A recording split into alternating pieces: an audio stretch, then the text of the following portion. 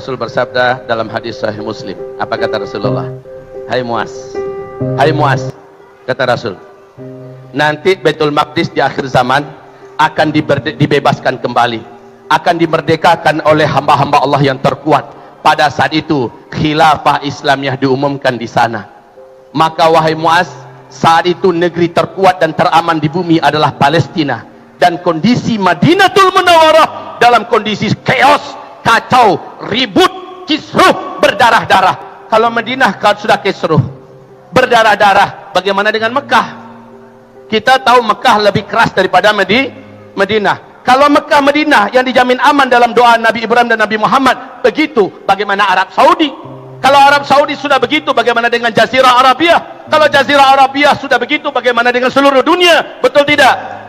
Maka bergeraknya waktu di sini kita akan menyaksikan pemandangan-pemandangan yang paling menakutkan, Bapak Ibu. Pemandangan-pemandangan darah di mana-mana, perang di mana-mana, bencana di mana-mana, kelaparan di mana-mana, penyakit di mana-mana, musibah-musibah alam di mana-mana akan datang dalam waktu yang tak lama. Wallahi, yang dijaga oleh Allah, yang akan bertahan pada masa ini, Allah umumkan dalam Al-Quran surat Al-An'am ayat 158, hanyalah orang-orang yang beriman saja. Imannya benar, akidahnya kuat, tauhidnya lurus, amal solehnya banyak, jauhkan diri dari maksiat, mereka yang dijamin selamat. Berat apapun ujian ke depan, mereka yang akan selamat. Tolong diulangi Bapak Ibu, siapa yang akan selamat di akhir zaman? Tolong jawab. Orang yang beriman, imannya benar, akidahnya kuat, tauhidnya lurus, ibadahnya banyak, amal solehnya banyak, dan jauh dari maksiat. Ini akan dijaga oleh Allah, bukan duit yang banyak, bukan. Kapal Diamond Princess isinya 3.700 orang-orang kaya dunia, fulusnya, rekeningnya ada di berbagai negara, Pak. Duitnya banyak. Berkutik nggak mereka ketika mereka terserang virus COVID-19 atau novel corona baru? Mereka tak berdaya, walaupun duitnya banyak, jaringannya luas, militer di tangan mereka, bahkan ada yang pangkatnya jenderal-jenderal, tak berkutik di depan makhluk Allah yang kecil, yang tak nampak, tak berdaya. Cina yang begitu gagah selama ini juga berdaya di depan Allah yang tak nampak. Virus COVID-19, ya, Allah datangkan itu. Adakah harta bermanfaat di akhir zaman ini? Tidak. Ternyata unik, orang Islam yang taat-taat tak tembus oleh virus corona. Di Cina bukan tak ada, di provinsi Hubei bukan tidak ada orang-orang Islam, ya, dan di provinsi, di kota Gaidu bukan tak ada orang Islam yang kuat-kuat, yang taat-taat. Tapi kena nggak mereka oleh virus corona? Tidak. Pertanyaannya, kenapa bisa nggak kena? Iman dan amal soleh sudah mulai bekerja menjaga orang-orang beriman. Virus juga menjadi cerdas sebagai tentara Allah. Dia takkan mau menghampiri, mendekati, apalagi memasuki, menyakiti orang-orang beriman yang soleh, takkan mau. Dukhon juga demikian. Dukhon bersatu dengan debu akibat hantaman meteor menabrak bumi yang menimbulkan kekuatan ledakan lebih dari 1 juta kali lipat bom nuklir yang meledak di Nagasaki dan Hiroshima. Bersatunya debu dari partikel-partikel bumi yang meledak, ya, membumbung dan memenuhi atmosfer bumi kita, bersatu dengan asap yang dibawa oleh hujan meteor. Wahai Bapak Ibu, dukhon yang teramat sangat gelap. Ternyata dukhon ini hanya menimbulkan mudarat untuk orang munafik, orang fasik, ahli maksiat, orang yang minim amal soleh, apalagi orang kafir. Ini akan tersiksa oleh dukhon. Tapi orang beriman yang beramal soleh, kata Rasulullah, mereka hanya seperti terserang flu dan demam, sikit saja. Mereka hanya seperti terserang flu dan demam, sementara yang lain kelepek-kelepek, kulit mereka melepuh, dari dada mereka mengeluarkan asap, dari mulut mereka mengeluarkan asap. Pada masa dukhon, hanya orang-orang beriman yang beramal soleh yang akan terjaga. Ketika Dajjal keluar, juga hanya orang-orang beriman yang amal solehnya banyak yang akan terlindung dan tidak akan mempan oleh sihir Dajjal, bagaimanapun kuatnya Dajjal. Hanya orang-orang beriman. Dan ketika Ya'juj dan Ma'juj, mana Ya'juj Ma'juj? Ini yang keempat, ya. Yang keempat sekaligus sebagai penutup fase keempat, yakni lepasnya Ya'juj dan Ma'juj. Nah, pada masa ini Hanya orang-orang beriman yang beramal soleh lah yang dilindungi oleh Allah dari Ya'juj dan Ma'juj.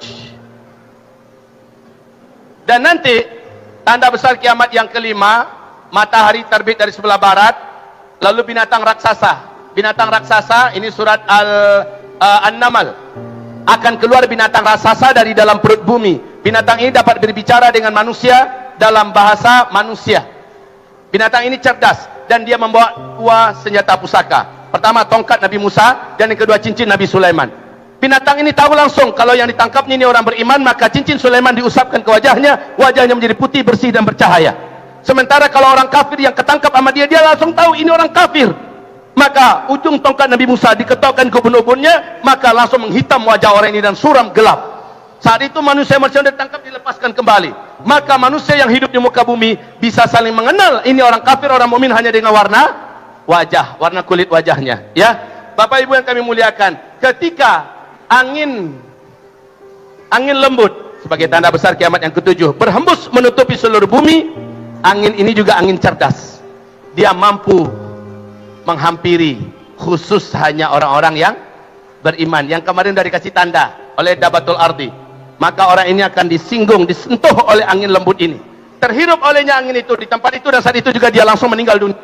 Jadi kaum muslimin, mulai dari fitnah Syam kita sudah wajib menabung amal soleh yang banyak. Tapi sayang, udah agak terlambat sedikit ya. Dari Maret 2011 sampai sekarang 2020, sudah berapa tahun berjalan fitnah di Syam? Sudah berapa tahun? 9 tahun, mau jalan 10. Udah agak terlambat, tapi mendinglah. Dan sekarang bagi yang merasa terlambat, lakukan akselerasi amal soleh. Akselerasi amal soleh, lakukan walaupun terlambat lebih baik. Kalau Bapak Ibu punya tabungan dunia, maka jadikan sebagian tabungan dunia itu tabungkan untuk tabungan akhirat kita. Kirim cepat Bapak Ibu. Dan sebagian yang lain belikan emas. Ibu punya tabungan di bank, ambil Bu, cepat belikan emas.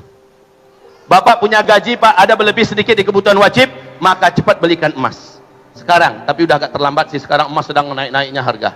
Saya dari 2015 peringatkan umat, ayo mulai menabung dalam bentuk emas, ayo mulai menabung dalam bentuk emas.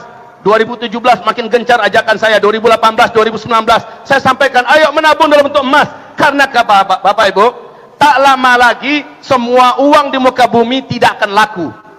Wallahi kalau ini tidak ada hadis, saya tidak akan berani bicara. Tak lama lagi uang-uang kertas tidak akan berlaku, harganya jadi tidak ada. Dia akan seperti daun-daun menguning yang berguguran dari batang pohon Pak. Yang bisa dijadikan sebagai uang yang sesungguhnya adalah yang punya emas. Makanya jangan heran Cina gila-gilaan mengumpulkan emas. Jangan heran Amerika menjadi antu emas, di mana terdengar ada emas mereka akan buru ke sana. Jangan heran Hong Kong menarik dana-dana mereka di bank-bank dan mereka belikan kepada emas. Jangan heran warga Tiongkok dari 2018 sudah berlomba-lomba mengambil dana mereka dan membeli emas. Jangan heran kalau negara-negara besar dunia sudah berebutan membeli emas. Sementara kalau kita bagaimana? Kita masih asik menghitung berapa jumlah digital angka-angka uang kita yang ada di bank. Kasihan banget orang Islam. Nah, saya sarankan sekarang, Ibu kalau ada uang, berapapun ada uangnya, ada rezeki Bu, maka segera belikanlah emas. 1 kilo, 2 kilo, simpan. Ya, ketawa Bu. Kenapa Bu? Ibu ketawa kan? Sekarang Ibu ketawa. Dalam hadis yang sahih Rasul bersabda, di fase kelima nanti semua orang punya stok emas yang melimpah ruah di rumah masing-masing. Benar Bu. Dan Ibu akan menyaksikan kejadian itu. Cuman sayang Bu, bapak-bapak sudah banyak di alam barzakh. Bapak yakin enggak? Karena kata Rasulullah SAW, orang pada fase kelima, jumlah laki-laki dibandingkan wanita, 1 laki-laki berbanding 50 wanita. Wow. Yang punya semangat poligami silakan tunggu fase kelima. Setuju Bu? Fase kelima Bu. Kebanyakan mereka sudah di alam barzakh. Silakan poligami dilangsungkan di alam barzakh. Kalau mau Bapak Ibu yang kami muliakan, maka ingat, sekali lagi, fase kelima nanti emas melimpah ruah. Sebab seluruh kekayaan dalam perut bumi berupa emas muntah ke permukaan. Dan ini dikuasai oleh khilafah Islamiyah. Apa kata sang khalifah? Siapa yang butuh emas silakan pergi ke gudang, ambil berapa perlu. Maka kata Nabi, akan ada nanti yang, maka pada masa itu kata Nabi, tidak ada lagi orang yang mau menerima zakat. Sama sekali orang nggak ada miskin di dunia ini. Lalu orang mencoba mewakafkan tanahnya. Apa kata orang? Dulu kami perlu tanahmu untuk diwakafkan.